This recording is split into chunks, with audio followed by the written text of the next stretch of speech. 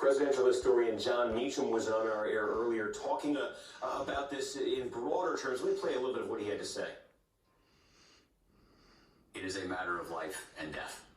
This is as core an issue as you can get. I always thought that the great crisis of trust would be over, a foreign policy crisis would be over, the president saying something that he knew not to be true.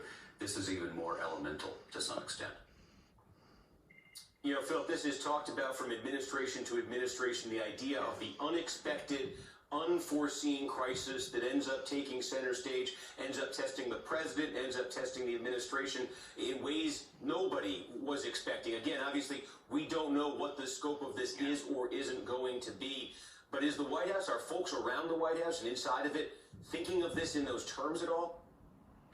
They are beginning to see if there's a heightened sense of concern within the president's circle about the coronavirus situation, about this perhaps worsening into a pandemic, about the economy remaining shaky, jittery, the markets continuing to decline, as Stephanie was just alluding to, and what that may portend for this president. And there's a realization, too, that Trump is not a great fit for this moment. This is a moment that, of course, requires leaders to present honest, factual information, to rely on the scientific experts in the government to provide clear instructions to the American people. And when you have in President Trump is a leader who's prone to hyperbole, who doesn't always tell the truth, who likes to be a salesman and exaggerate, and can sometimes be emotional and personal in his responses when calmness is really the order of the day. So it's sort of a wait-and-see moment in the White House. There's an attempt to get things under control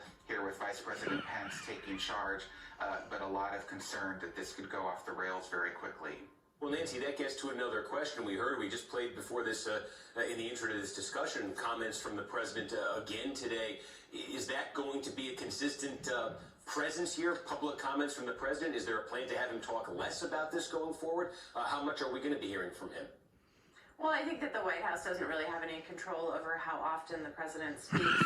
And you have to remember, tomorrow he is going to South Carolina for a rally, so he'll have a huge platform there and an hour and a half potentially to talk and deliver his messages. But I think what we heard from the president today at an event at the White House was a sense of grievance that he wasn't getting enough credit for the coronavirus. And that really contradicted what the White House wanted him to do with that press conference on Wednesday night. They wanted him to try to calm people down, display presidential leadership, and then today he was talking really just about how coronavirus is being perceived through the media coverage, how it's reflecting on him, and not really about the larger question of the welfare of the American people, how the stock market is going to react, what's going to happen with the economy. It's all through the lens of himself.